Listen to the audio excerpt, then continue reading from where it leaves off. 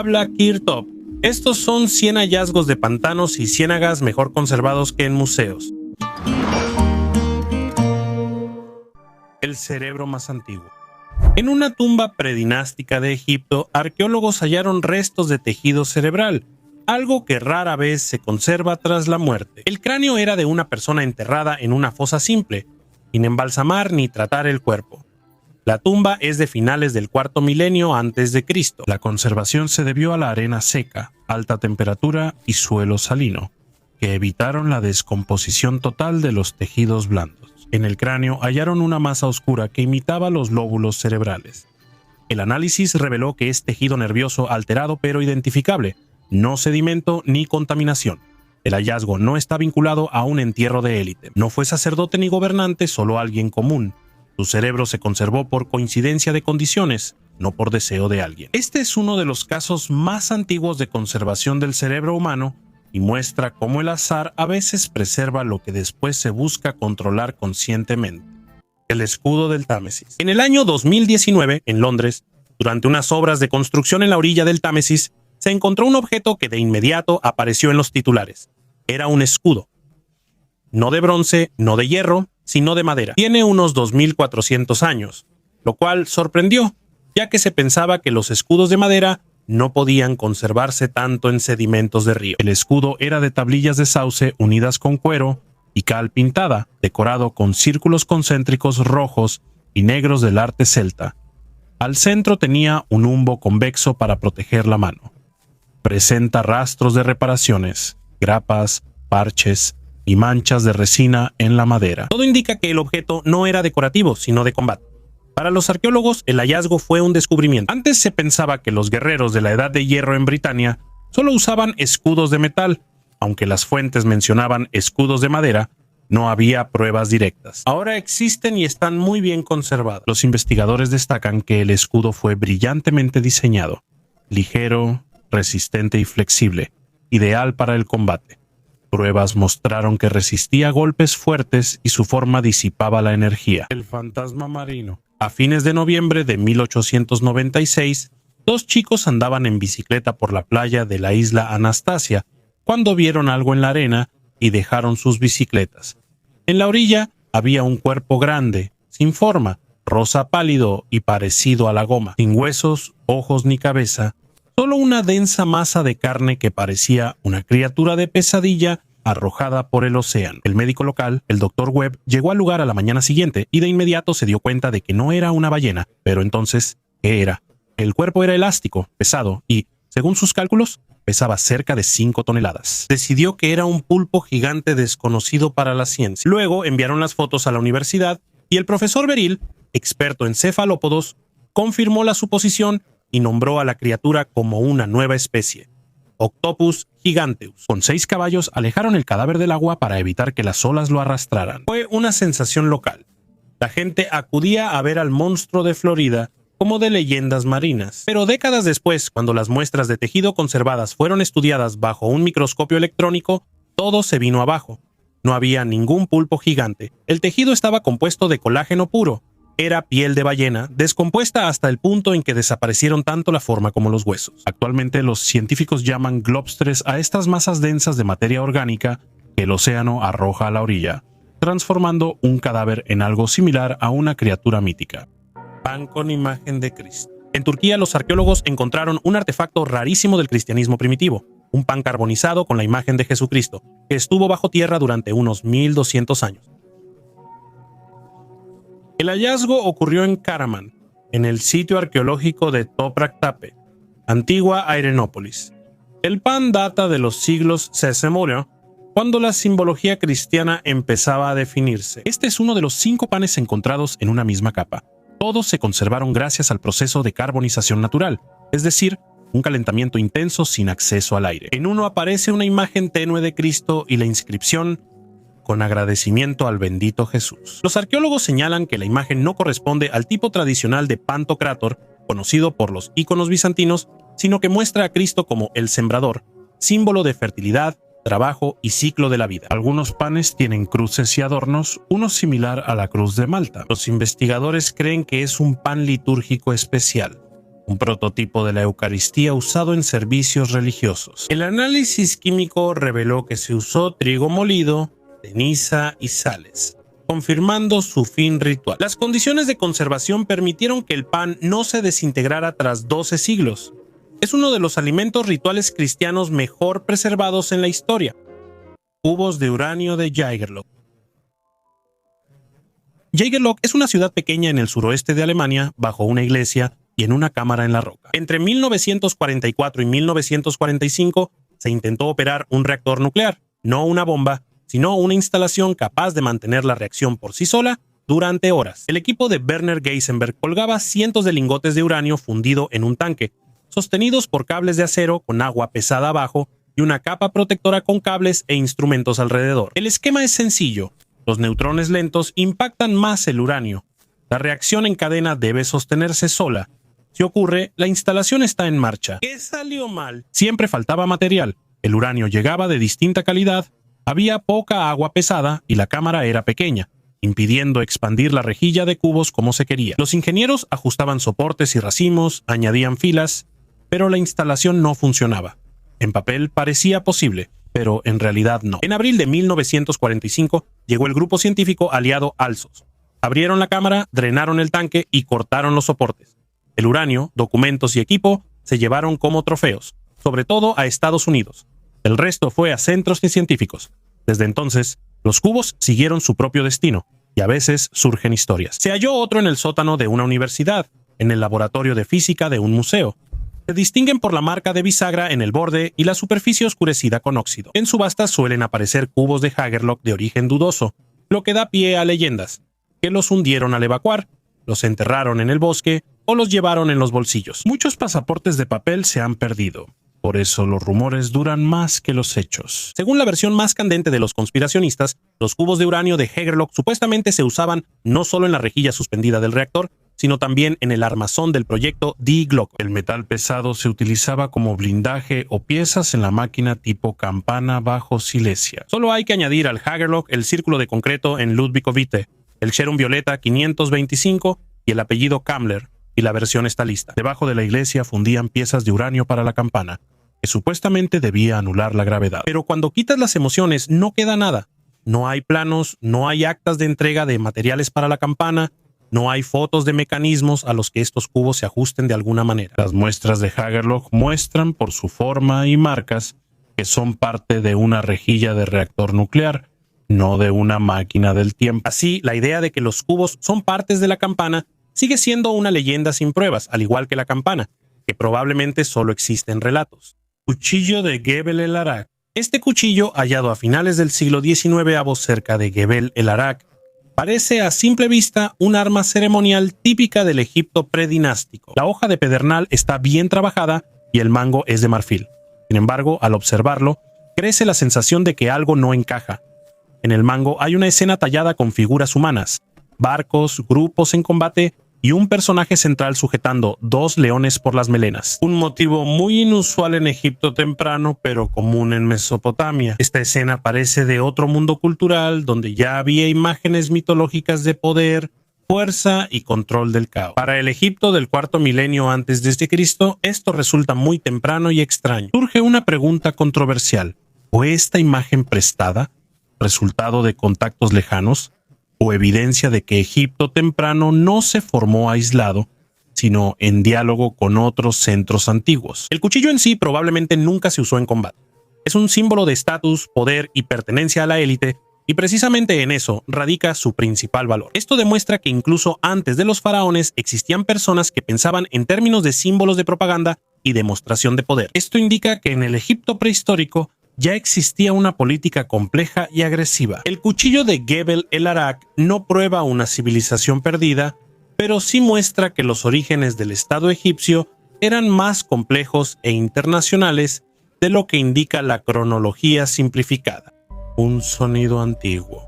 En un barrio residencial de Ajetatón, la capital del faraón Ejnatón, construida en medio del desierto como símbolo de una nueva religión, los arqueólogos encontraron un objeto que al principio podría parecer insignificante. Un pequeño cilindro de hueso del tamaño de una falange de dedo, con un orificio cuidadosamente tallado y un bisel en la boquilla. Solo tras un examen minucioso se notó que era un silbato, no un adorno o fragmento.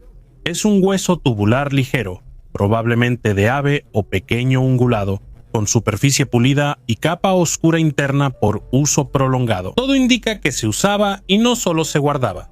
Produce un tono estable y al tapar el orificio cambia la altura del sonido. No es un instrumento musical, sino un medio para dar señales. Se desconoce su propósito exacto, aunque hay teorías. En Amarna, antes Ajetatón, hay pocos de estos objetos, solo en áreas residenciales o artesanales. Esto pudo haber sido un silbato para niños, un juguete o una herramienta de señal en un taller, para sobreponerse al ruido del patio y dar una señal a los ayudantes. Se dice que tenía un uso ritual en Egipto, donde el sonido acompañaba ceremonias, procesiones y oraciones. El silbato está tallado con proporciones y biseles uniformes. Todo esto indica que objetos similares se fabricaban en serie en pequeños lotes, cerca del taller de tallado de hueso. Esto quizá era algo cotidiano, como la vajilla o una lámpara. Un bloque de la glaciación. Un maestro de 31 años de Indianápolis, Brandon Dudas, intentó quitar una piedra que le estorbaba al cortar el pasto. Al cavar, vio que era muy grande y sacó la tierra en cubetas. Grabó todo en TikTok y el video se volvió viral con más de 9 millones de vistas. Los consejos de llamar a una grúa fueron útiles.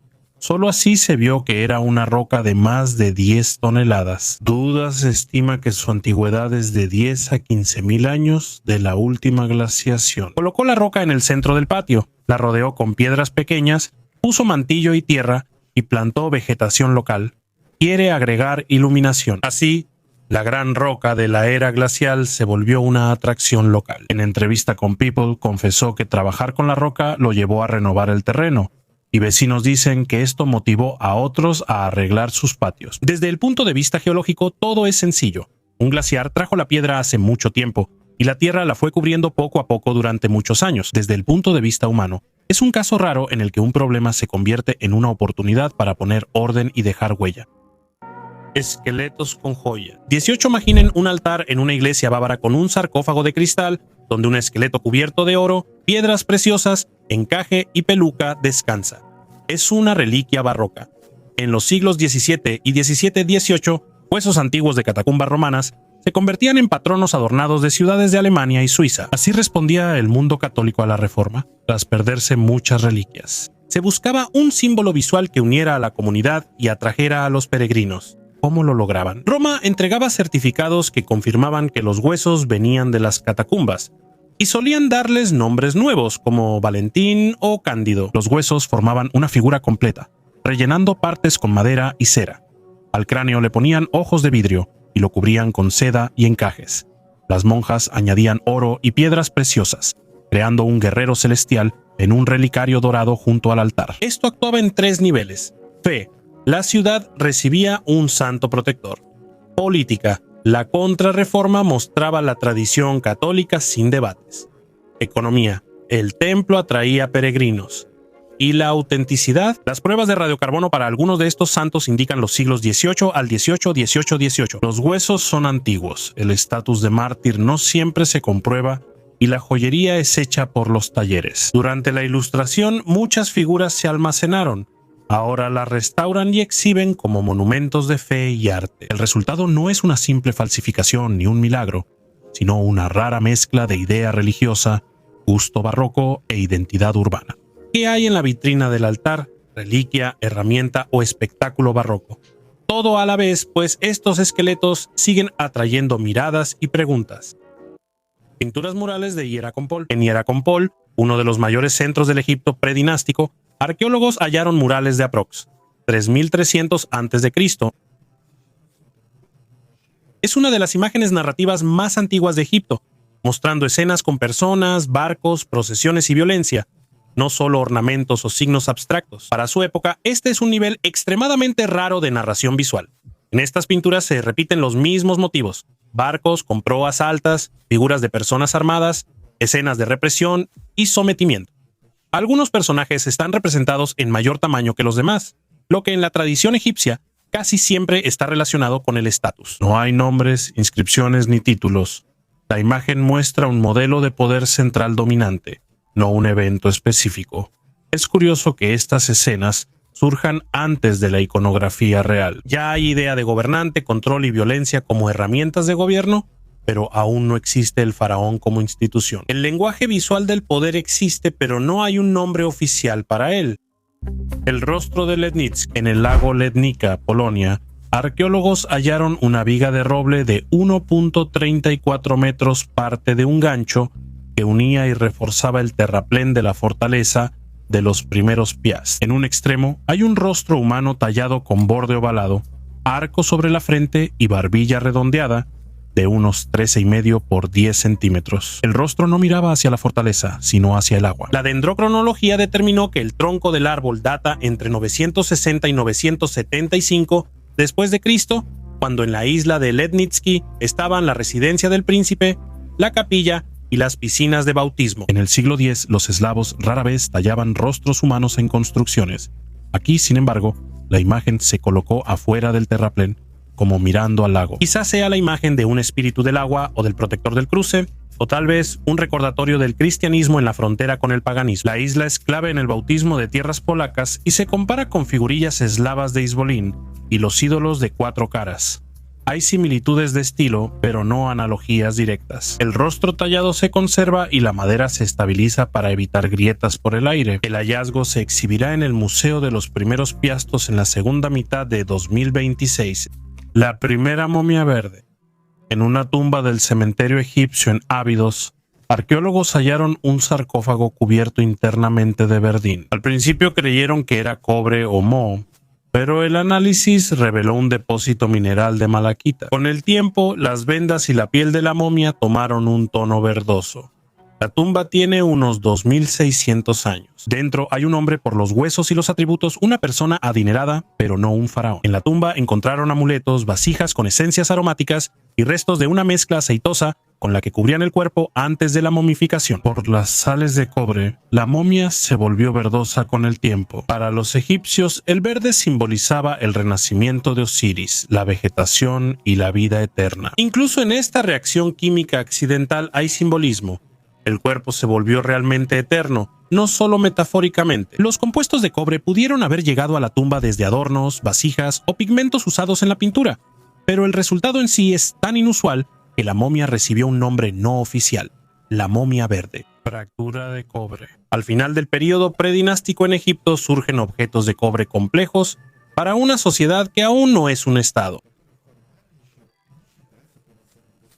No se trata de hallazgos casuales, sino de objetos sistemáticos: cuchillos, punzones, ganchos, adornos y herramientas fabricados con cobre refinado. Son del 4º milenio antes de nuestra era, mucho antes de la construcción masiva y producción centralizada. El problema es que en el Valle del Nilo no hay yacimientos de cobre suficientes para extraer el volumen requerido. El análisis muestra que la materia prima provenía del Sinaí y del Levante, lo que significa la logística y control de suministros era clave.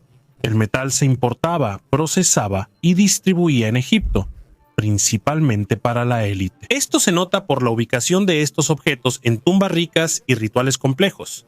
Las tecnologías de procesamiento también generan dudas. El cobre necesitaba fundición, control de temperatura y repetir el proceso. Las marcas en las herramientas indican que los artesanos fundían y forjaban en frío piezas resistentes y funcionales. No son experimentos aislados. Es una habilidad que se transmite y consolida en el círculo artesanal. En el Egipto dinástico, muchos objetos de cobre se hacían con aleaciones de arsénico para aumentar su dureza, no solo con cobre puro. Estas aleaciones requieren una selección precisa del mineral y control del proceso. De lo contrario, el producto resulta frágil o inutilizable. En las capas arqueológicas de esa época, no hay pruebas de experimentos sistemáticos con la composición. Los objetos ya tienen funciones claras desde el inicio, evidenciado por el desgaste y huellas de uso, no por teorías. El caldero de la guerra. Brandeburgo en el Havel. En el patio junto a la plaza Gotthard, los arqueólogos excavan una capa de antiguo entramado de madera y sacan de la tierra un caldero de cobre. Adentro no hay cientos de monedas, solo 3 anillos de plata, que revelan más del pasado que los libros. Moneda suiza Dicken de Zug de 1610, con San Osvaldo. Reichstaler de 1618, inicio de la Guerra de los 13 años. Moneda municipal de Hamburgo de 1634, con Fernando II, 3 acuñaciones, 3 rutas. Suiza, Países Bajos, Alemania del Norte y Hamburgo. En esta Europa central devastada, el dinero circulaba junto a refugiados, mercenarios, artesanos y comerciantes. ¿Por qué solo hay 3 monedas en la olla grande? Lo más probable es que el dueño apenas comenzaba a ahorrar y no volvió por ellas, aunque existe otra posibilidad. Los objetos de valor se dividían en varios escondites para no perderlo todo de una sola vez. Este lugar era una celda. Cerca hay escoria, gotas de soldadura y fragmentos de metal no ferroso. Aquí trabajaba un maestro que usaba el caldero como herramienta, pero la guerra lo volvió una caja fuerte. Este conjunto refleja el espíritu de esa época. La gente siempre se preparaba para guerras, epidemias u otros problemas, reuniendo reservas para tiempos difíciles. A veces, el pasado no son tesoros, sino solo 3 monedas ocultas para sobrevivir. Un visitante del Egipto antiguo. En la tumba de roca de Pere, arqueólogos hallaron un pequeño Pataikos de Fayenza, dios protector egipcio y guardián del más allá. Estaba entre cuentas, amuletos y los restos de 14 enterrados. Para Anatolia, esto es una rareza.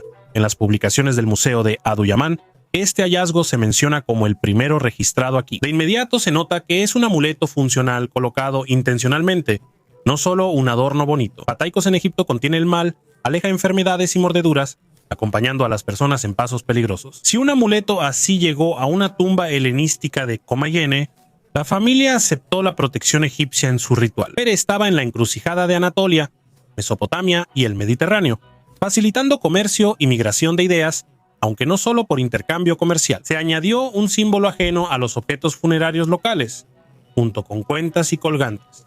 Me llamó la atención la palabra forastero. El amuleto egipcio complementa la forma anatolia de entierro y genera una sensación de protección completa. La figura muestra cómo las sociedades antiguas adoptaban símbolos útiles de otras culturas en su fe. Una ciudad sin murallas.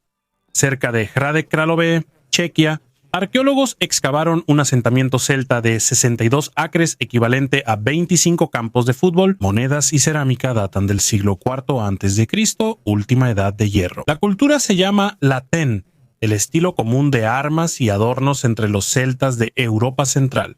Es raro que no haya muros ni fosos en esa época. La defensa dependía de relaciones comerciales, no de una fortaleza. En una temporada de excavaciones, los arqueólogos reunieron 13.000 bolsas con broches, cuentas, monedas y fragmentos de ámbar y cerámica de alta calidad. El ámbar llegó del norte a través de la llamada Ruta del Ámbar, una ruta terrestre entre la costa del Báltico y el Adriático.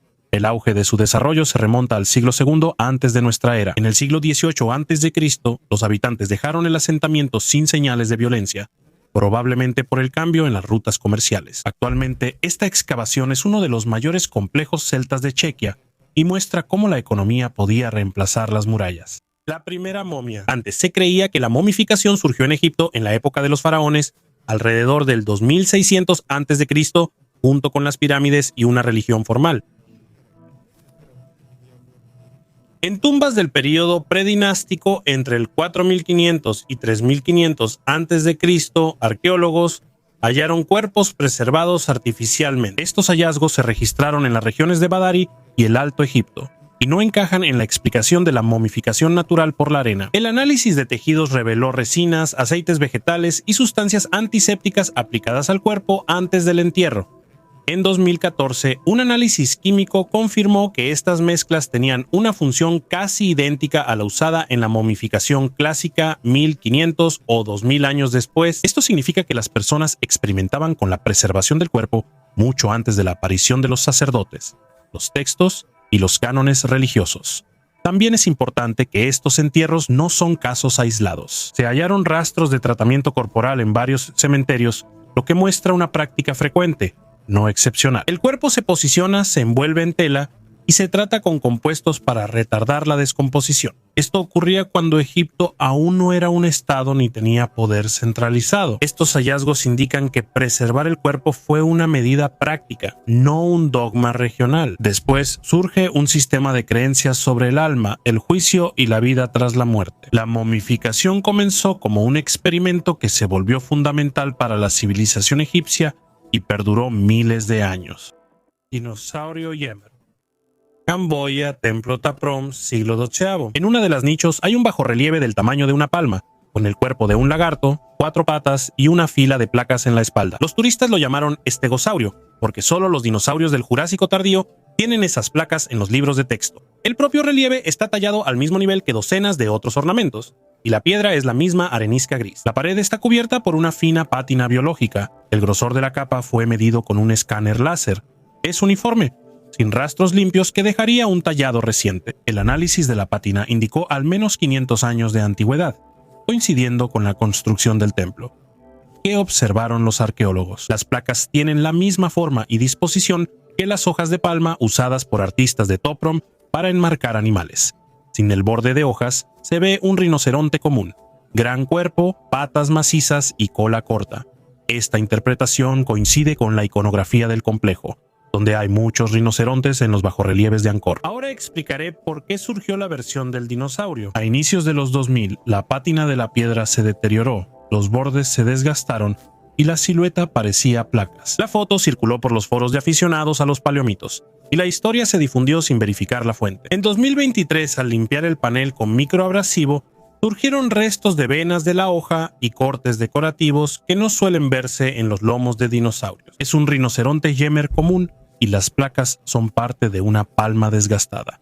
Un adorno viejo se volvió una sensación sobre dinosaurios, aunque en realidad solo es un fondo desgastado. Vidrio que ha durado siglos. En un museo de Europa hay un objeto que parece un cuenco de diseñador hecho en un taller moderno de soplado de vidrio. Finas franjas de vidrio de varios colores se enrollan en espiral, creando un patrón uniforme. Este objeto tiene unos 2250 años y fue hecho en la época helenística, cuando los artesanos aún no sabían soplar vidrio. Esa tecnología surgió después. El cuenco era artesanal. Finos hilos de vidrio fundido se enrollaban en un molde hasta lograr el tamaño y diseño buscados. Cada hilo se colocó con precisión. Las espirales mantienen su color, el vidrio sigue claro y el recipiente intacto como recién hecho por el artesano. Estas cosas rara vez sobreviven. El vidrio se rompe y desmorona fácilmente. Por eso, cada uno de estos objetos es una ventana al pasado, a un oficio que estaba en la frontera entre el arte y la tecnología. La copa muestra que los antiguos artesanos no eran más simples ni más primitivos que nosotros. Ya sabían trabajar el material como si conocieran sus posibilidades mejor que nosotros. Animales sacrificados.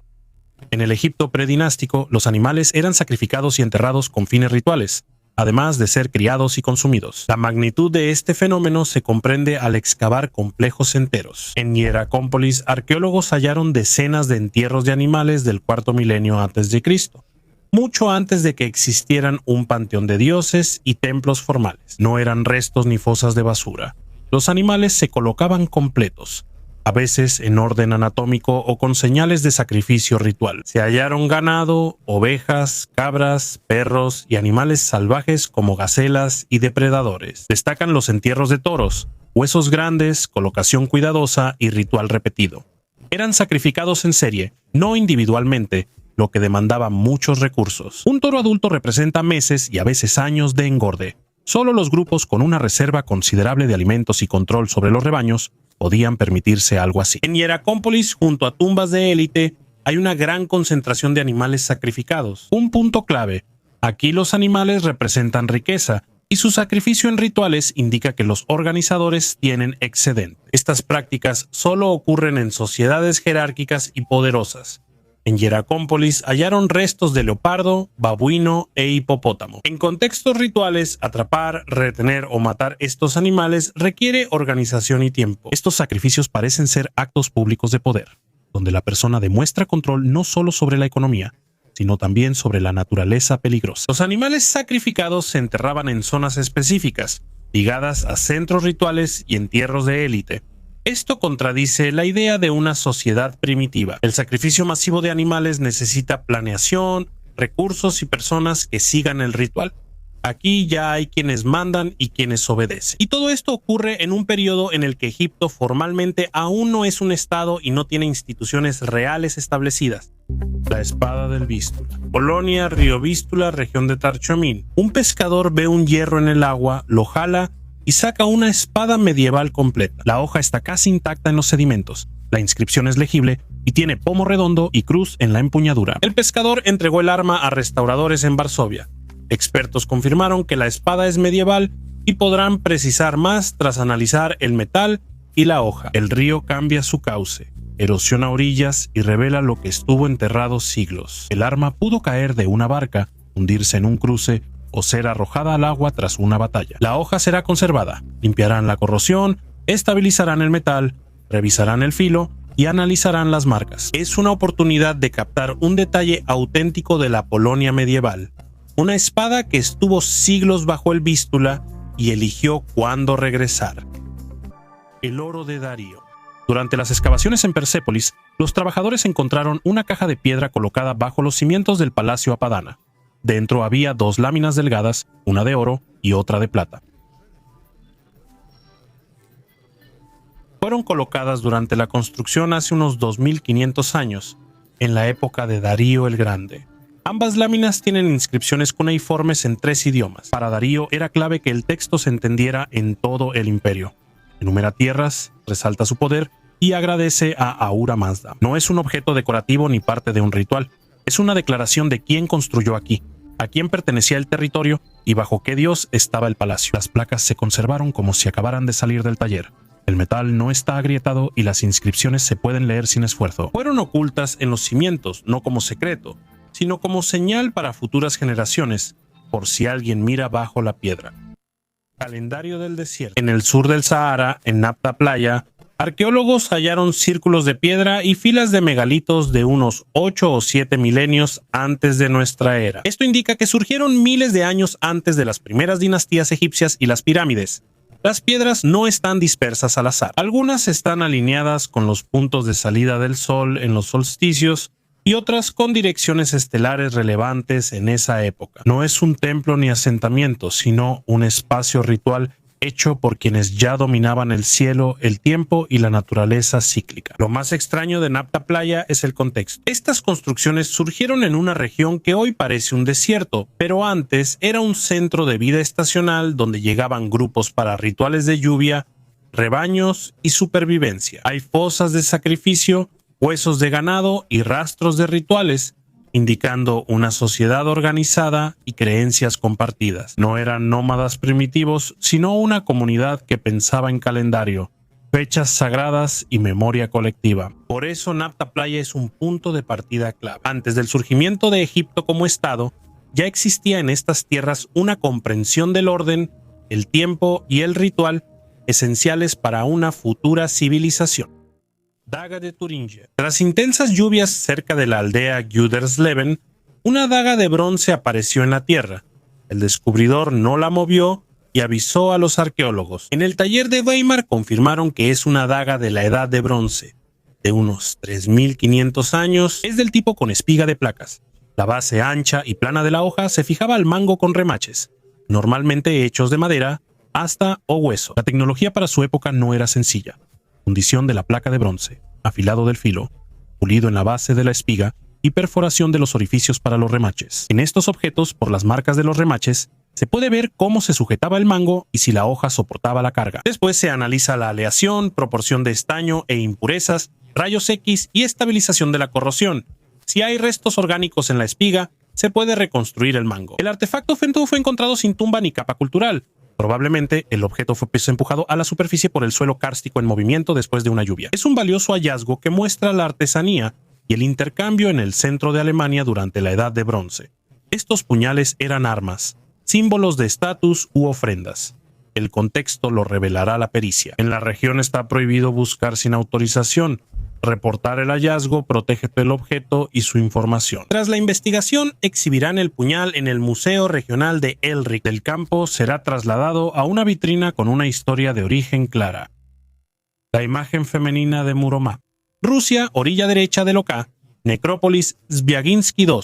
Aunque se pensaba que los saqueadores ya la habían vaciado, aún mostró una rareza. Entierro femenino con casi todos los adornos, diadema, cordones, anillos en las sienes, placa calada en el pecho, hebilla y colgantes en el cinturón. Esto no es solo hermoso, un conjunto así lo decía todo sin palabras. La edad, el estatus, a quién pertenecemos, con quién comerciamos. Cerca había cuentas importadas, dinares, y dírhams. Muroma se encontraba en la ruta comercial, no al margen de los acontecimientos. Las primeras cámaras eran largas y de abedul. Las tumbas de hombres tenían hachas, cuchillos y cinturones húngaros. En el siglo XI, el conjunto femenino se limita a unos anillos temporales, a veces usados en la muñeca, y los objetos muestran la moda antiguo rusa. Incluso un candado colgante con llave sugiere conexiones desde la guardia hasta influencia escandinava. Un túmulo bajo la fortaleza. En Salehar, Rusia, al excavar en la fortaleza de Abdur, se halló una necrópolis neolítica de 5.000 años. Ya son más de una docena y media de entierros. Los rituales son diferentes. Algunos cuerpos están envueltos firmemente en corteza de abedul, otros yacen en botes, pequeñas embarcaciones para el viaje al inframundo. Las fosas funerarias tenían hasta 2 metros de profundidad y escalones. La escalera invertida parece un sigurat al revés. Se reforzaban las paredes con tablas y se espolvoreaba ocre. Encima iba una plataforma de madera y un montículo donde se ponían vasijas invertidas. Al hundirse la tierra, las vasijas caían y sellaban la capa. En varias cámaras hay rastros de fuego que encendían antes de cerrarlas. A los difuntos se les espolvoreaba ocre y se les dejaban objetos. Destacan los antiguos objetos de cobre, un colgante trapezoidal, fragmentos de bronce y piezas pequeñas. Hace 5.000 años en el Ártico, el metal llegaba por intercambio, mostrando que sus habitantes no estaban aislados. No es un cementerio aburrido, sino una colección de artefactos y rituales. La corteza de abedul es un capullo. La barca simboliza transición. El fuego purifica, el ocre es la sangre de la tierra y el cobre es prestigio. El norte muestra que rituales complejos y lazos lejanos llegaron antes de lo que pensamos. La momia con tatuajes que sorprendieron. En Gebelein, al sur de Tebas, se hallaron momias predinásticas de entre 3.300 y 3.200 a.C. Se consideraron hallazgos comunes por mucho tiempo, hasta que, al volver a estudiarlas, notaron manchas oscuras en la piel. Al principio se pensó que eran suciedad o rastros de descomposición, pero después quedó claro que eran tatuajes. En el cuerpo del hombre se distinguen claramente un toro salvaje y un carnero, con líneas nítidas y figuras reconocibles. El pigmento fue colocado bajo la piel. No son marcas aleatorias ni decorativas, sino tatuajes ubicados para ser visibles en vida. Son de los más antiguos confirmados arqueológicamente. En otra momia femenina se encontraron patrones geométricos y lineales. Están ubicados en el hombro y la espalda y se repiten entre sí como un sistema de signos. La técnica de aplicación es la misma. El pigmento, quizá carbón, se aplicaba en la piel con herramientas afiladas. Las perforaciones siguen visibles. Es importante que estos tatuajes no son exclusivos de un solo cuerpo. Están hechos con una técnica similar y tienen un nivel de detalle parecido. Esto significa que fueron hechos por personas que ya sabían cómo hacerlo, no estaban experimentando por primera vez.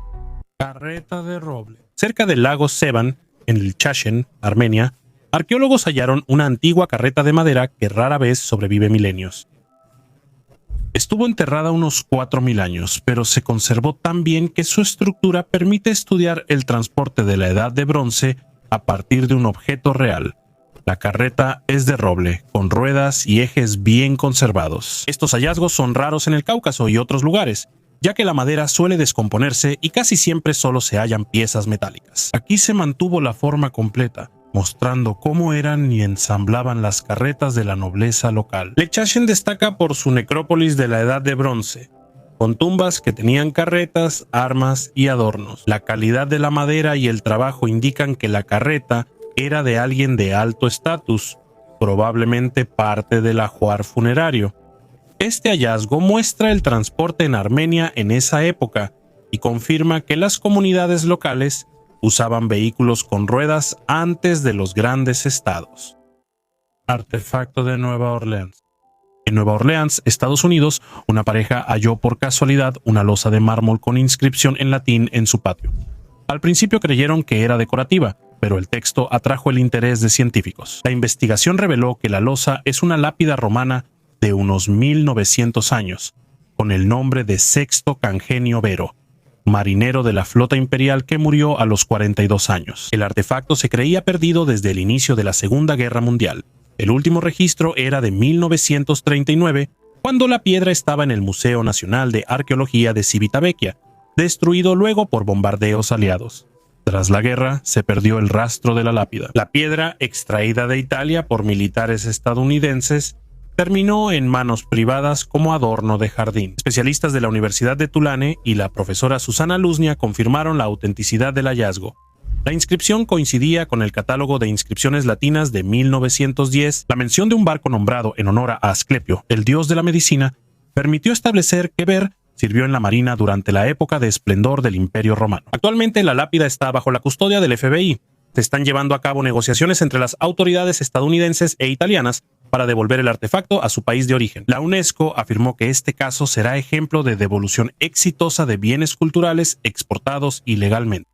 Barcas para la eternidad. Las barcas funerarias existen en Egipto desde el cuarto milenio antes de Cristo, 1000 años antes de las primeras dinastías. Los hallazgos más antiguos en Ábidos y Hieracómpolis incluyeron barcas de madera de hasta 20 metros junto a tumbas de la élite, colocadas en fosas especiales. Se alineaban a lo largo del Nilo, mostrando un ritual intencional, no casual. En Abidos, arqueólogos hallaron más de 10 entierros de barcas cerca de tumbas de gobernantes protodinásticos. Algunas barcas se desmontaron antes de enterrarlas y otras se usaron en vida. Se hallaron restos de reparaciones, desgaste y pintura, lo que indica que en la tumba se colocaba un objeto vinculado al dueño y su estatus, no solo un símbolo. En una sociedad donde el Nilo era la vía principal, una barca daba control sobre transporte, comercio y población. Las barcas también abundan en la cerámica predinástica, con casco similar, proa alta y forma alargada. Estos motivos aparecen en varias regiones, mostrando una tradición amplia y no solo local. En este periodo, la barca simboliza poder y pertenencia a la élite, no solo transporte. Después, esta idea se expande. Las barcas solares de los faraones junto a las pirámides provienen de un ritual mucho más antiguo, no son una invención nueva. Las barcas funerarias registran el momento en que el poder y el estatus empiezan a percibirse como algo que debe preservarse incluso después de la muerte. La sociedad gasta recursos sin valor práctico para los vivos. El primer bosque apareció en Rusia. En la cantera de Tolmachovsky, cerca de Luga en Rusia, hallaron un tocón fosilizado con raíces reales de unos 385 millones de años, algo que normalmente solo se ve en libros de texto. Es el Devónico tardío, cuando la tierra empezaba a volverse verde. Al principio creyeron que era un prototaxites, esos antiguos organismos columnares de la región, pero las raíces demostraron que es un árbol real. El hallazgo lo hizo un paleontólogo aficionado. Notó en la arena un gran fragmento que no se parecía a una piedra común y se lo mostró a los especialistas. Después, los científicos de la Universidad Estatal de San Petersburgo se involucraron, lo excavaron cuidadosamente, lo documentaron y enviaron la muestra al laboratorio. Allí, mediante cortes finos y el análisis de la estructura del tejido, determinarán con mayor precisión la especie y la antigüedad. Ya existían los primeros bosques, cuyas raíces sostenían el suelo, cambiaban el flujo de agua y afectaban el balance de carbono. En pocas palabras, comenzaba ese mismo planeta boscoso al que estamos acostumbrados. Aquí se pueden acumular muchas ciencias y términos, pero la esencia es simple. Los científicos iban en busca de un hongo gigante, pero encontraron al antepasado de nuestros bosques. Compararán la muestra con árboles devónicos conocidos para identificarla. Aunque la especie sea incierta, el hallazgo ya cambia la visión local del pasado. Retrato del vikingo. En el Museo Nacional de Dinamarca se reexaminó una miniatura de colmillo de morsa hallada en 1796 en un túmulo de Noruega. Mide unos 3 centímetros y data de la segunda mitad del siglo X. Probablemente es un rey del juego N-Fatafl, antecesor del ajedrez. Lo principal son los detalles: raya de cabello recta, patillas cuidadas, bigote levantado, barba tipo perilla en una trenza. Este nivel de detalle es inusual en la arqueología vikinga. Aquí se ve cómo llevaban el cabello y la barba. El curador Peter Pence considera este objeto el retrato más cercano que existe. El cabello y la barba se representan con detalle desde todos los ángulos, resaltando la barba como símbolo de fuerza y estatus según las sagas. En este caso, las manos están dañadas, pero la composición es clara. No es un guerrero abstracto, sino un gobernante identificable por su peinado y barba. El material también es significativo. El colmillo de morsa, traído del norte por rutas comerciales, muestra tallado y lacado de calidad.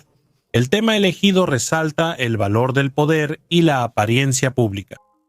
Adornos para duques. En el sur de Polonia, en el foso del castillo destruido de Kolno, los arqueólogos encontraron un fragmento de adorno de plata dorada de los siglos Kievan y XV. Mide 3 por 2 centímetros. es una placa delgada con un engaste donde se conserva una amatista lila. Los investigadores Lech Marek y Beata Miazga realizaron espectroscopía Raman, un método que ilumina la piedra con láser para determinar su composición, y confirmaron que es cuarzo natural con impurezas de hierro. La mayoría de las joyas medievales provienen de tesoros o entierros, pero en este caso fue colocada intencionalmente. Probablemente el objeto se cayó al entrar o salir del castillo aduana del duque Borislav III Bseski. La forma y calidad del trabajo sugieren que pudo ser un broche circular o parte de una corona. En esa época, las piedras no solo se elegían por su belleza, la amatista era vista como amuleto contra veneno y traición.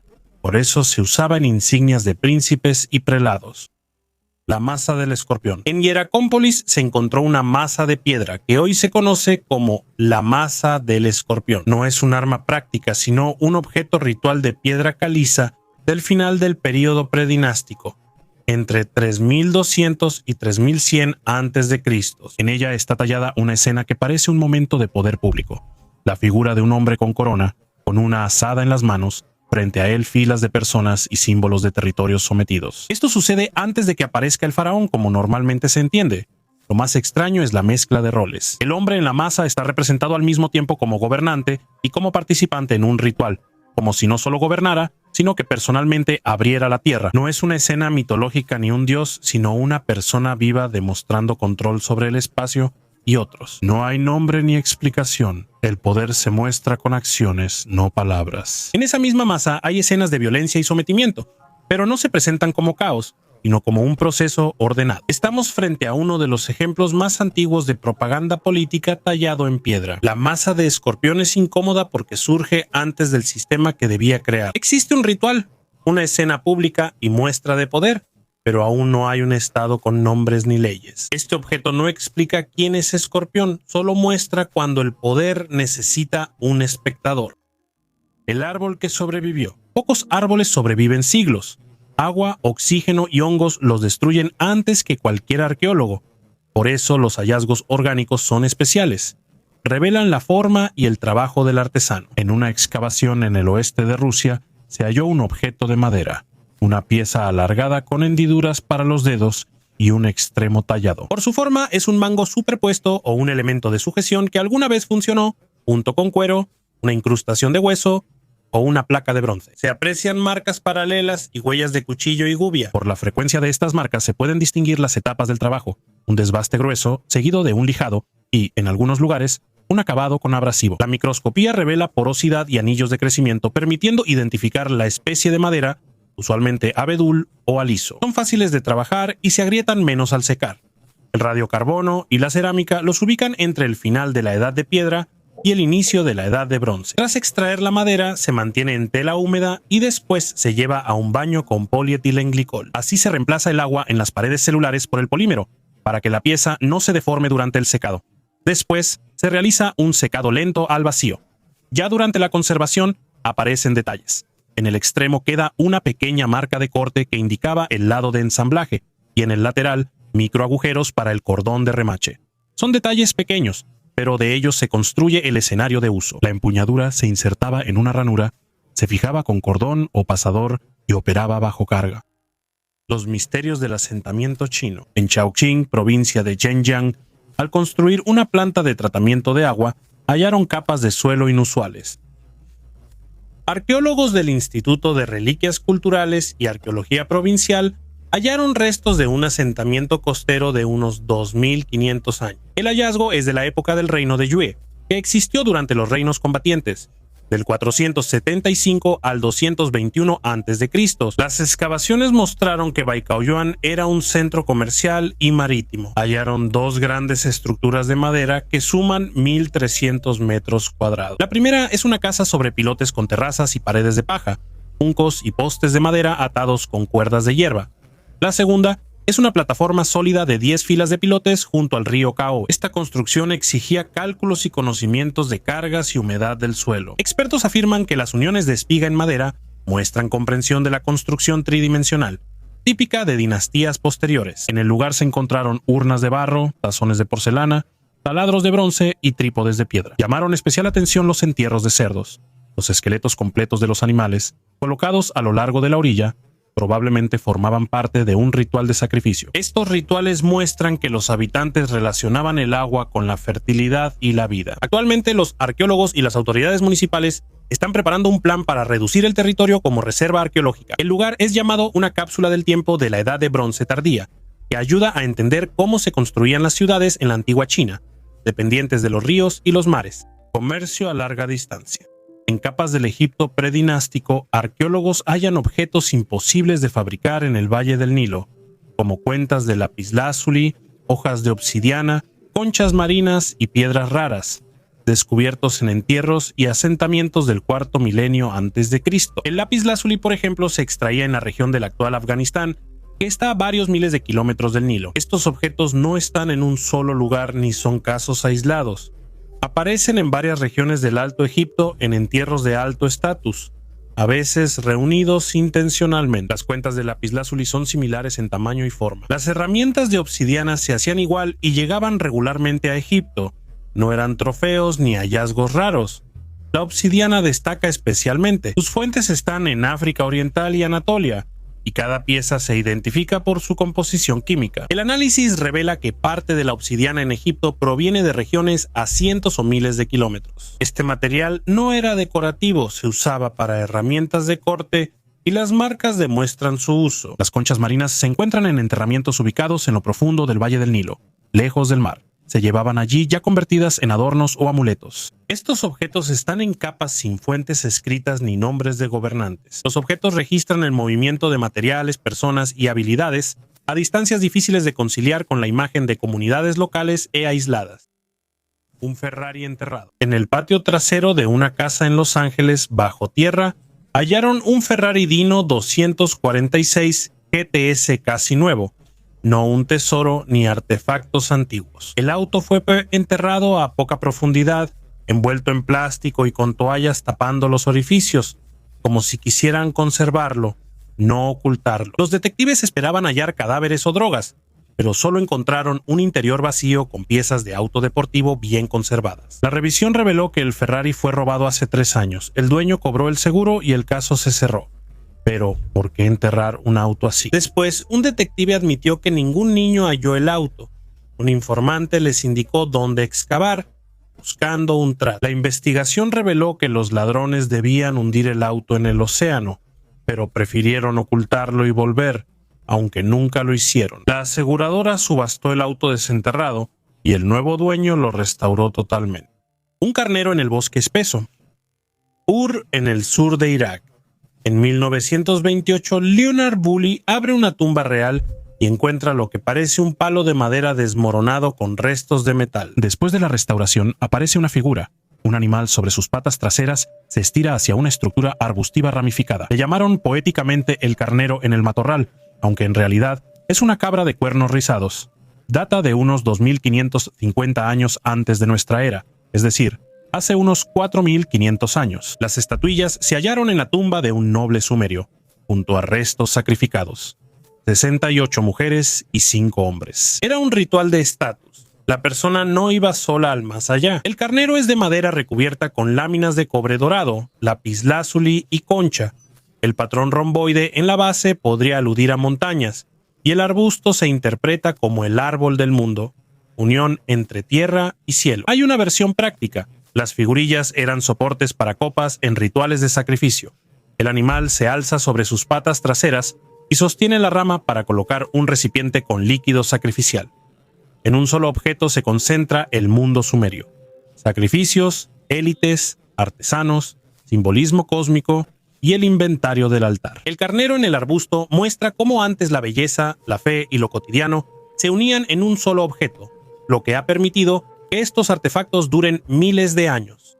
Armadura de la era de Troya. En Moravia del Sur, Chequia, arqueólogos hallaron objetos de bronce, incluyendo un raro pectoral de unos 3200 años. La placa de 40 por 30 centímetros cubría el pecho de un guerrero de élite. La superficie tiene discos solares en relieve y un ornamento triangular, símbolos de poder y protección. El equipo del Museo de Brno escaneó en 3D los fragmentos con láser y rellenó digitalmente las partes faltantes. El modelo indicó que la armadura pesaba cerca de 1 kilo, y tenía bordes doblados para evitar heridas. Hay restos de material orgánico, quizá cuero, en el interior. El peto estaba con una punta de lanza, una hoz y varillas de bronce. Un conjunto así rara vez es casual. El investigador piensa que los objetos fueron ocultos como ofrenda ritual, agradeciendo a los dioses por la cosecha o victoria. Este es solo el segundo hallazgo de este tipo en Chequia. El anterior se hizo hace más de medio siglo. En esa época, las armas de bronce eran una tecnología de producción artesanal. El fundidor primero creaba un molde de cera, luego vertía una aleación de cobre y estaño, y finalmente pulía la hoja terminada hasta que quedara como un espejo. Cada armadura es una firma del taller y prueba la gran artesanía de Europa Central, antes de los romanos. El metal no convencional de Egipto. Una investigación reveló que en el Reino Medio, entre 2000 y 1650 a.C., los artesanos egipcios añadían arsénico intencionalmente al bronce. Se hallaron rastros de un aditivo especial en escorias y fundiciones.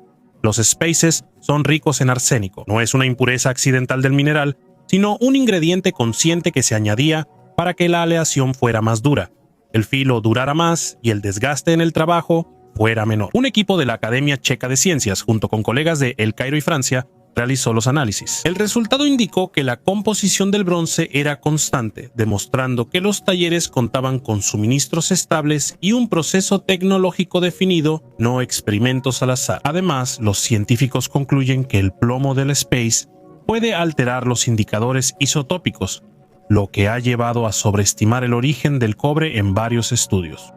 Cabeza de Merimda. En el asentamiento de Merimda Beni Salamá, en el norte de Egipto, los arqueólogos descubrieron una cabeza humana de arcilla, que data aproximadamente del quinto milenio antes de nuestra era. Esta es una de las representaciones más antiguas conocidas de un rostro humano en el territorio de Egipto. El hallazgo parece modesto e incluso un poco tosco, pero precisamente eso es lo que lo hace extraño. Aquí no hay decoración, no hay ornamento, no hay intento de embellecer o idealizar la imagen.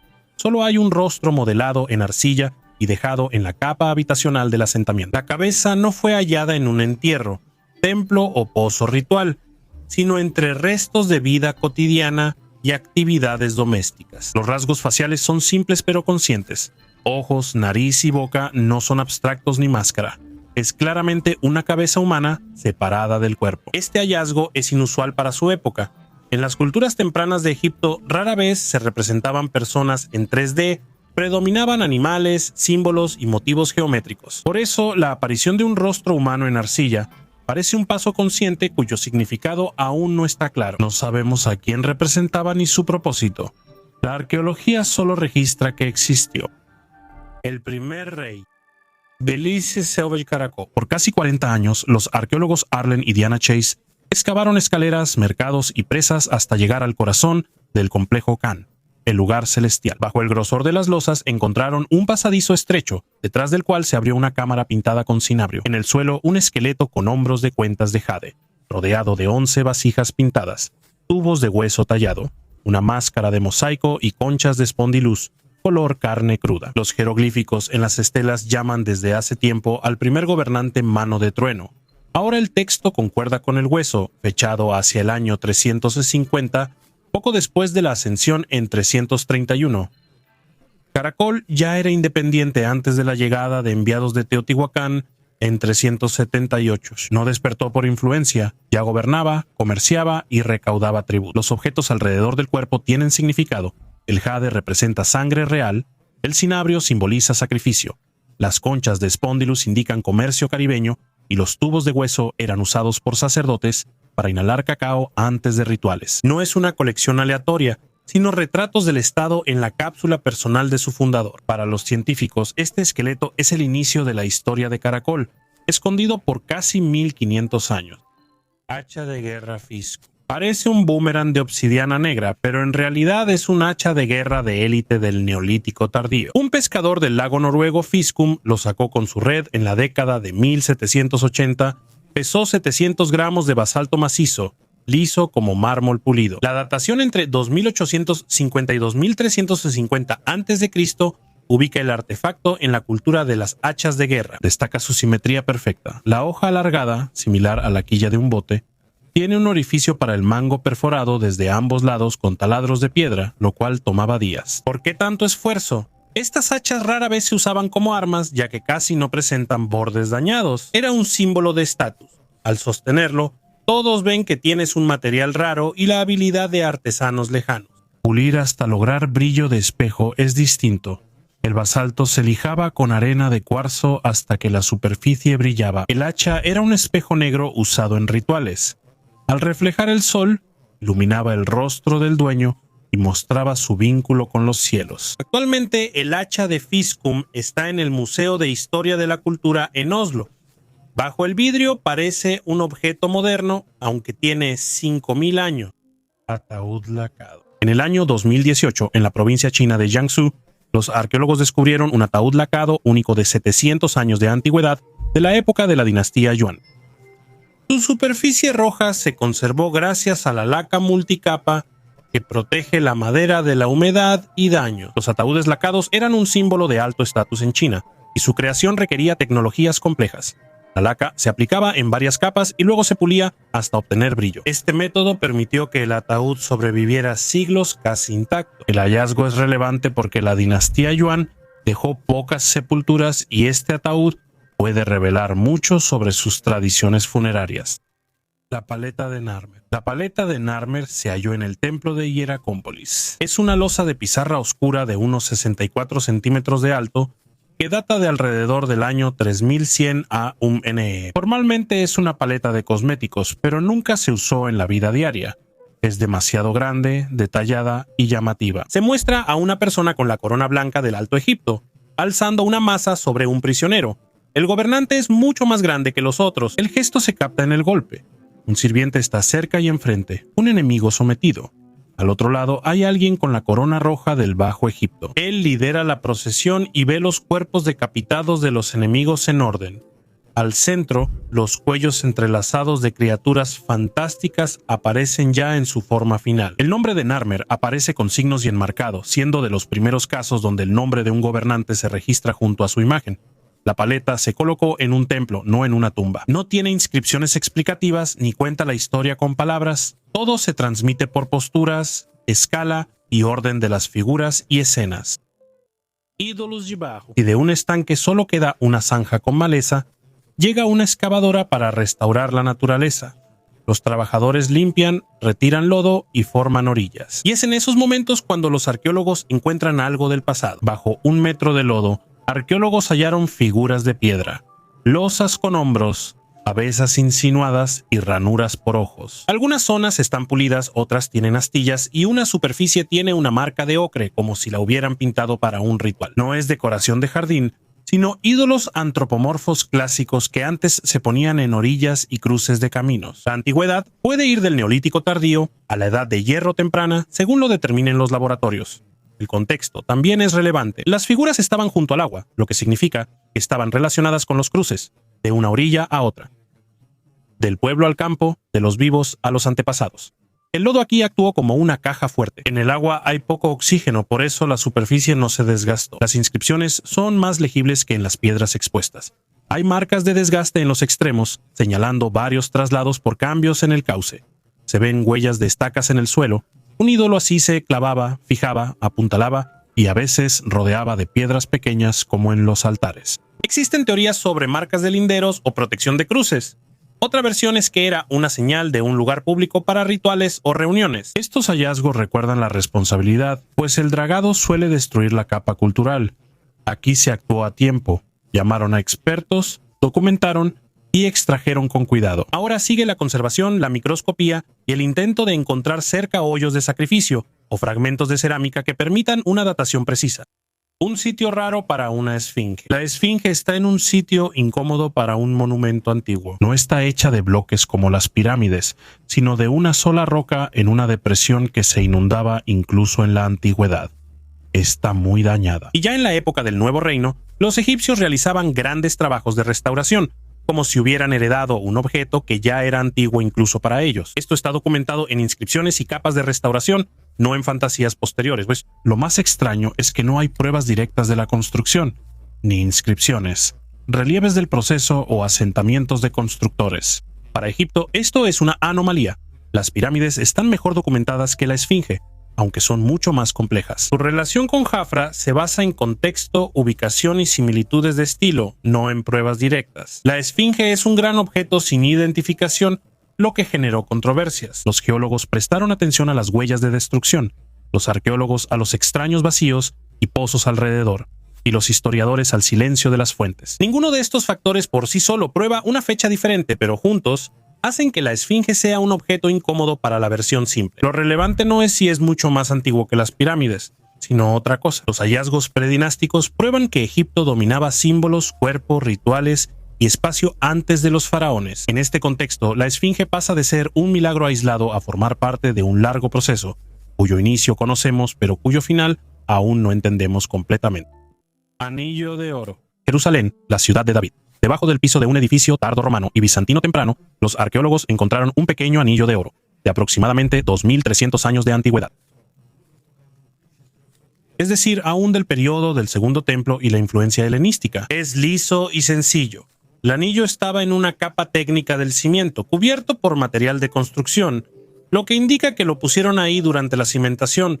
No fue un accidente. No es un caso aislado.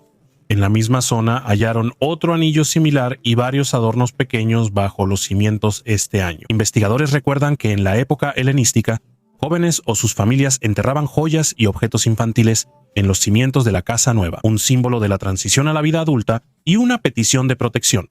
El carácter coincide: tamaño pequeño, contexto femenino, oro que se usaba todos los días. Ahora, el artefacto está en el laboratorio de la Autoridad de Antigüedades de Israel. Analizan el metal para determinar la aleación, buscan rastros de granate u otra piedra y lo comparan con análogos para precisar su origen. La momia de Altai. Altai, túmulos de Pazyryk. El hielo conservó la piel de una persona de unos 2500 años con tatuajes casi borrados. Los científicos reexaminaron las imágenes con distintas luces, analizaron el pigmento y replicaron las técnicas en modelos. Se descubrió que el tatuaje no fue hecho por una sola persona. En la mano derecha hay ciervos y grandes felinos con líneas finas y anatomía precisa. Ese es el nivel de un maestro. En la mano izquierda, la geometría es más simple y desigual, probablemente hecha por un aprendiz. Este es el primer caso claro donde se identifican varios artistas en un solo cuerpo. El pigmento es hollín común, las herramientas son una aguja individual para el contorno y un peine, varias agujas en una tablilla para aplicar rápidamente puntos y sombras. Esa combinación explica la textura y profundidad de las líneas bajo el microscopio. Los cortes de la momificación a veces atraviesan los dibujos. ¿No se conservaron por ritual?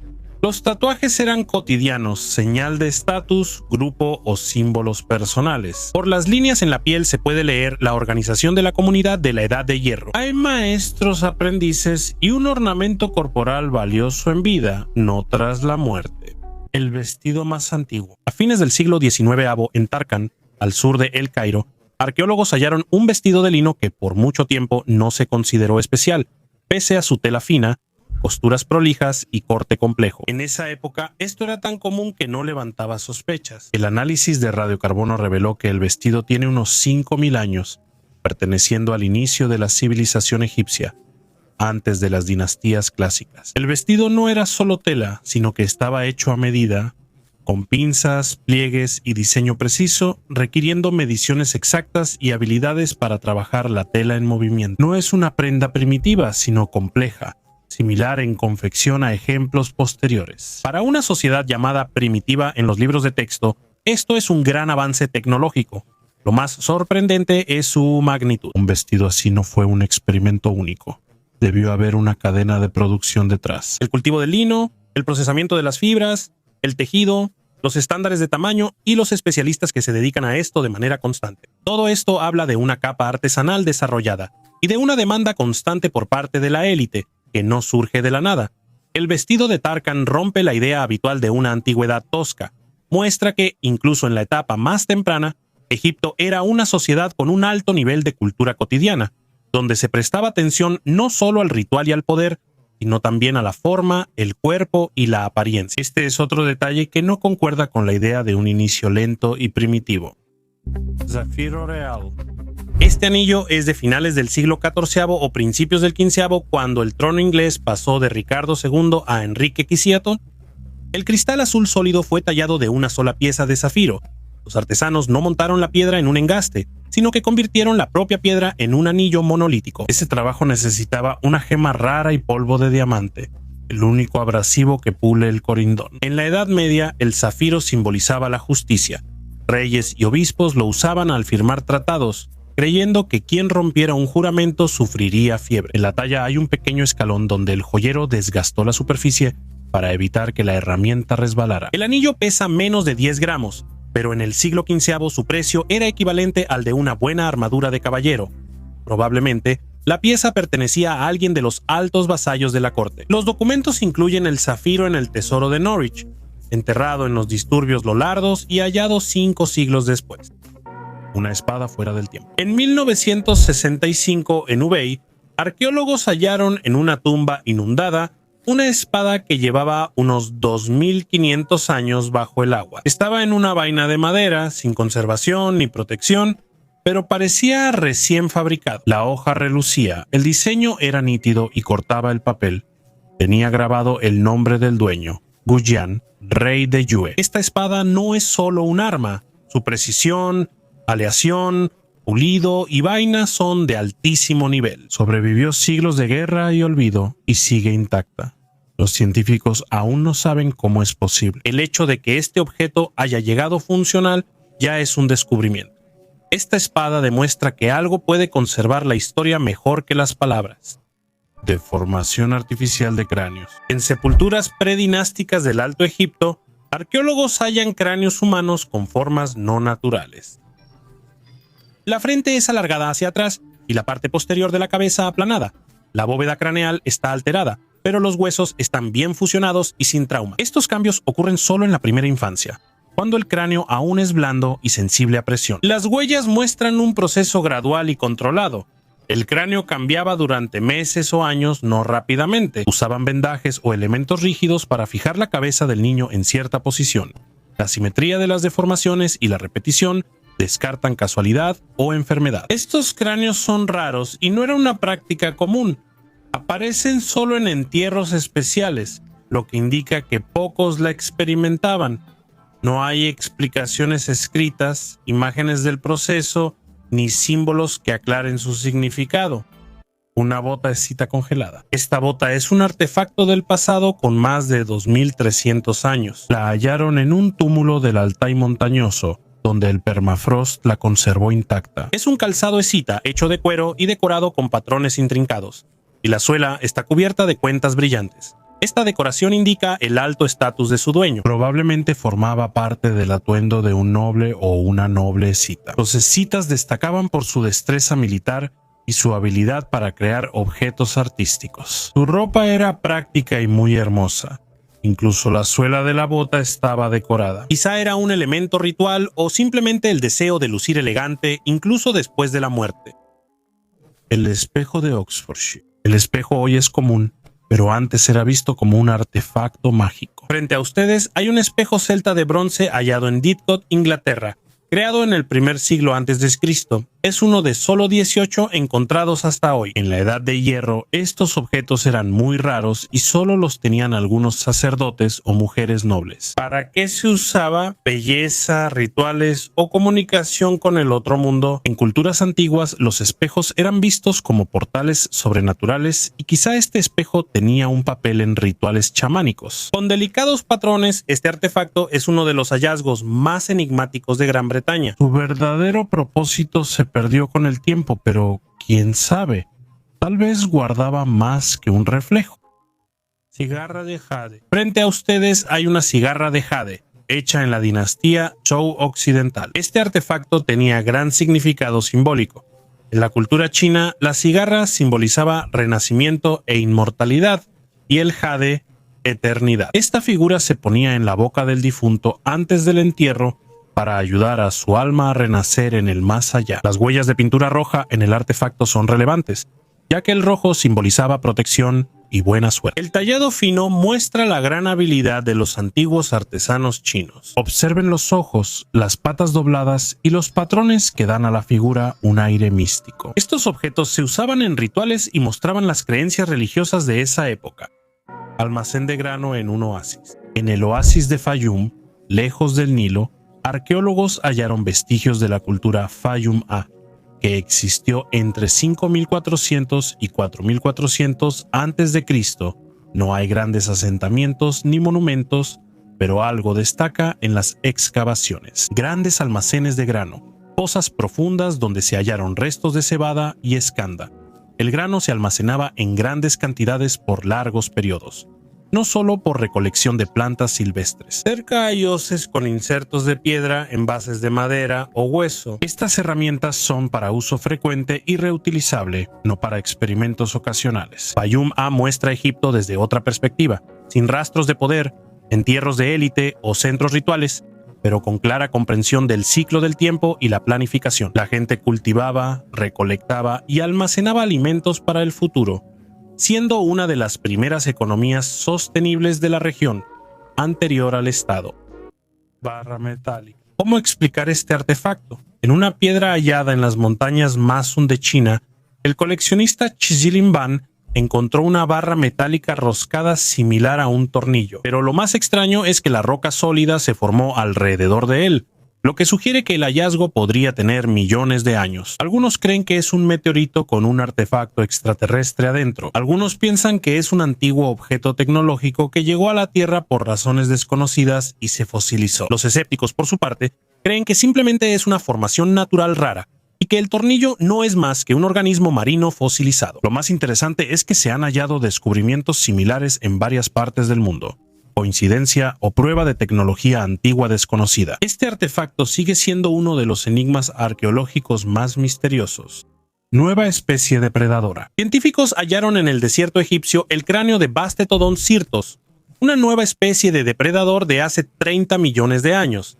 Este gran carnívoro del grupo de los hienodontes era el principal cazador de primates, antiguos hipopótamos y elefantes. Bastetodon fue nombrado por la diosa Bastet, patrona de los gatos y protectora. Su hocico y dientes eran similares a los de un felino. Tenía el tamaño de un leopardo, mandíbulas fuertes y dientes afilados, lo que lo hacía un cazador temible. El hallazgo fue en la depresión de Fayum, antes un bosque verde y hoy desierto. Este sitio es clave para conocer antiguos ecosistemas africanos. Los hienodontes eran depredadores dominantes, pero el clima y nuevos competidores causaron su extinción. Ahora, ese lugar lo ocupan los ancestros de gatos y perros actuales. Un error de la arqueología. A principios del siglo XX en Egipto se descubrió una serie de objetos que de inmediato fueron considerados como prueba de la existencia de una civilización extremadamente antigua y avanzada. Se trataba de vasijas de piedra con paredes perfectamente lisas, bordes delgados y simetría, lo cual es difícil de explicar como trabajo manual. Algunas tenían paredes de pocos milímetros y aún así estaban talladas en piedra dura como diorita y basalto. Estos recipientes pronto fueron un argumento para tecnologías perdidas. El problema era que los hallazgos se publicaban fuera de contexto, sin precisar la capa, lugar u objetos asociados. A veces el origen solo se sabe por dichos de coleccionistas o comerciantes antiguos. La documentación arqueológica no existía o se reconstruyó después. Las imágenes de los vasos cobraron vida y circularon por libros y películas durante décadas. En estudios posteriores se descubrió que algunas de esas formas pueden lograrse con herramientas simples: arena, abrasivos y mucho tiempo. Arqueólogos experimentales reprodujeron vasijas similares tras semanas o meses de trabajo. No eliminó la complejidad, pero sí evitó usar tecnologías desconocidas. No todos los objetos se explicaron con certeza. Algunas vasijas quedaron mal documentadas y otras desaparecieron del ámbito científico. No pueden reexaminarse, fecharse con precisión ni compararse con análogos. Solo existen en publicaciones y fotos antiguas. Esta historia aún se usa como argumento por ambos lados. Unos la ven como prueba de que la ciencia oficial oculta algo, y otros como ejemplo de cómo una sola pieza puede volverse una sensación fuera de contexto. Ellos reemplazaban el alfabeto. El quipu es un conjunto de cuerdas con nudos, donde un hilo principal sostiene varios cordones de colores. Por mucho tiempo se creyó que los incas solo usaban los nudos para contar maíz e impuestos, similar a un ábaco antiguo. Un equipo de lingüistas y programadores cargó en la red neuronal 21 quipus completos del museo en Perú. El algoritmo analizaba el color, la distancia, los tipos y el orden de los nudos en la cuerda. La máquina detectó rápido combinaciones repetidas, como palabras iguales en un texto. El mismo conjunto de nudos en la cuerda amarilla aparecía junto a registros de almacenes de grano y en la roja, con listas de guerreros. Los científicos compararon esto con documentos coloniales españoles y descubrieron que los quipus tenían un significado más complejo que solo contar. Por ejemplo, la cuerda verde con 3 nudos cortos suele indicar un almacén de maíz, y la roja con un nudo doble puede señalar un impuesto militar. Si el método se valida en muchas muestras, los quipus serán reconocidos como escritura y no solo como calculadoras de nudos. Entonces, a los incas habrá que moverlos de la lista de civilizaciones sin escritura a la lista de pueblos que simplemente eligieron otro alfabeto, uno de cuerdas. África en Israel.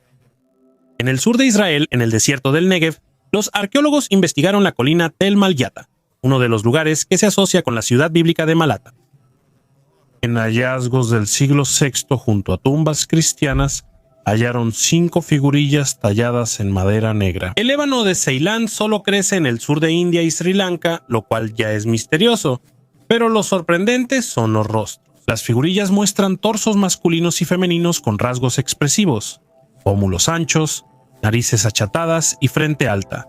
Investigadores afirman que tienen rasgos africanos. Las cabezas tienen tocados grandes con orificios, posiblemente hechos para usar las figurillas como colgantes o amuletos. Las sepulturas son cristianas. Cerca había vasijas de vidrio, adornos de bronce y piedra, objetos de alabastro y figurillas de otra cultura y mundo. No es solo una mercancía, era un objeto significativo. Quizá imágenes de antepasados o símbolos patrios conservados tras adoptar la nueva fe. La Palestina bizantina era un cruce de caminos donde llegaban caravanas, barcos y comerciantes de África, Arabia e India. Estas figurillas quizá viajaron cientos de millas y manos hasta acabar aquí, en la arena entre las lápidas. Para los arqueólogos, este es un hallazgo raro. Muestra cuán profunda y compleja era la mezcla de culturas. Personas sin nombre. Al hablar del Egipto predinástico suele percibirse un vacío, como si entre los círculos de piedra del desierto y los primeros faraones existiera una niebla. La arqueología ve asentamientos, rituales, élite, entierros complejos, pero casi no conoce nombres. Es curioso ya que lo hallado en estratos del cuarto milenio antes de Cristo exige coordinación, poder y memoria de estatus. Sociedades así requieren líderes, pero estos parecen haber sido borrados de la historia a propósito. En Hieracómpolis, arqueólogos excavaron la tumba 100, que data de alrededor del año 3300 a.C. Las paredes tenían pinturas de barcos, procesiones, violencia y símbolos de poder, siendo una de las primeras narraciones en la historia de Egipto. Ese nivel de decoración no está en entierros comunes y requiere recursos y personas capaces de organizar y supervisar un ritual complejo. En Abidos, en la necrópolis de el-Kab, se hallaron complejos funerarios masivos del final del período predinástico, como la tumba Uj, con cientos de objetos de marfil, piedras raras y las primeras etiquetas con signos protográficos. Estas etiquetas no contienen nombres de gobernantes, pero registran territorios, recursos y ofrendas, es decir, indican la existencia de una administración centralizada. En estos entierros no hay títulos reales, fórmulas de poder ni identificación clara del gobernante, solo símbolos como animales, signos y escenas de sometimiento. El poder ya está presente aquí, visible en las tumbas y los recursos usados, pero aún no tiene un carácter personal. Arroz ritual. En la cueva norte de Ritidian, arqueólogos hallaron en cerámica rastros de cáscaras de arroz de al menos 3500 años, consistentes solo en una delgada capa de almidón y fitolitos. Eso confirma que los colonos llegaron a Guam, llevando arroz por 2300 kilómetros de océano abierto. No se hallaron campos, terrazas ni hoces. Los granos se almacenaban no para comer, sino para un ritual anual que recordaba a los antepasados el lejano hogar en Taiwán. Así, el arroz pasó de alimento diario a símbolo de origen, y las huellas en la cerámica fueron más importantes que un cementerio de arpones de hueso. Jamás se había hallado algo igual. En Bjørvika, Oslo, arqueólogos hallaron casi 3000 objetos medievales durante excavaciones, la mayoría de cuero. Zapatos de todo tipo, botines bajos, botas altas, modelos con perforaciones o grabados, arrugas y huellas visibles. Antes se reparaban los zapatos porque el cuero era valioso. Se hallaron más de 20 fragmentos de bolsas de cuero, recordando que la ropa carecía de bolsillos. Todo se llevaba en el cinturón o atado. También hay fundas de espadas y cuchillos. Las armas personales eran tan comunes como la cartera. Lo más conmovedor son más de 40 zapatitos de niños, algunos tan pequeños como una palma, todos iguales pero en miniatura. A los niños se les calzaba igual que a los adultos y cuidaban sus cosas. La acumulación estaba en antiguos vertederos cerca del río Alna. La basura se arrojaba cerca del agua y las crecientes la arrastraban, cubriéndola de limo y conservándola sin oxígeno. Por eso, el cuero no se desintegró y se mantuvo en capas hasta hoy. El asesinato de Gibelín. Por casi 100 años, esta historia parecía una simple vitrina de museo. En el Museo Británico yacía un hombre predinástico de Gibelín, momificado y fechado en el año 3400 a.C. Fue hallado a finales del siglo XIX en una tumba de arena donde el calor y el aire seco preservaron el cuerpo sin embalsamar. Exteriormente todo parecía tranquilo, sin señales de desastre ni daños, solo un joven que tuvo una vida corta y terminó en la arena. Pero en 2012 le hicieron una tomografía computarizada como si fuera una investigación moderna y en las imágenes apareció lo que era invisible a simple vista. Debajo del omóplato izquierdo encontraron una perforación y luego una cadena de daños que encajan en un solo escenario. El golpe por detrás fue tan fuerte que la hoja dañó el omóplato, rompió una costilla y llegó al pulmón. Los especialistas estiman que la hoja mide al menos 12 centímetros de largo y 2 de ancho, por lo que no fue una puñalada accidental, sino una hoja entera. Lo más escalofriante de este hallazgo no es la herida, sino los detalles. Tenía entre 18 y 20 años, cuerpo fuerte, músculos desarrollados y sin señales de enfermedad prolongada. Otro detalle llamó la atención de los investigadores. No había daños típicos en las manos que surgen al protegerse o tomar un arma. Esto se parece a un golpe invisible, algo extraño. Faltan miles de años para pirámides, leyes y crónicas, pero la violencia ya se registra en el cuerpo como en la criminalística actual. Esta muerte no fue leyenda, texto ni mito. Permaneció en la arena, después en un museo y luego apareció en una foto como una confesión guardada 5000 años. Todos estos hallazgos muestran a Egipto antes de las pirámides de una manera que rara vez se imagina, complejo, cruel y mucho más maduro de lo que se suele pensar. Gracias por ver este video hasta el final. Adiós a todos.